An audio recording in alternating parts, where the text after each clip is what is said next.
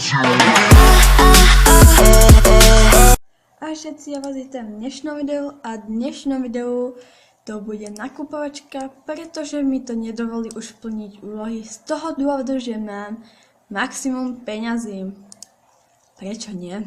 Takže si musíme ísť niečo nakúpiť. Ja sa pozriem najprv na veci pre koňa. Nechcem si míňať totižto starcoiny, takže asi tak.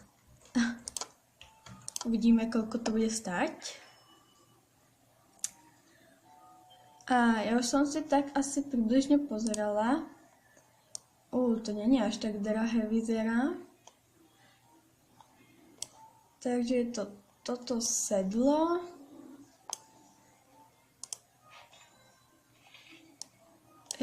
Rovno ho dám na ňu. Ďalej asi táto úzda. Moje peniaze. A ešte podsedlovka, na ktorú už nemám. Super, že? Ten pocit, keď už nemáte na to peniaze. Tak zatiaľ si k tomu dám inú. Ja idem von a uvidíme sa tam. Minula som si 8 000 na dve veci.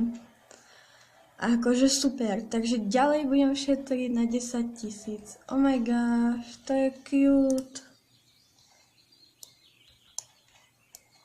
Konečne má svoj set. A podsedlovku, jakú k tomu mám dať? Rúžová sa nehodí. Tak nebudem mať žiadnu na čo. A ja si dám nejakú... Tak. No, asi takto. Myslím. Je to ako celkom fajn. Ja vám to ešte ukážem zbližšia. A takto dopadli moje peniaze. Ale samozrejme budem šetriť aj ďalej. Takže to bola vlastne mini nakupovačka. Myslela som, že to bude dlhšie, ale môj mobil mi ani nedovolí mať dlhé videá, takže nebudú nejaké.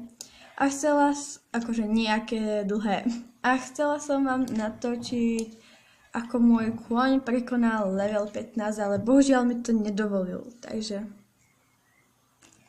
Takže asi to je všetko z dnešného videa a nie, počkať. Ahoj.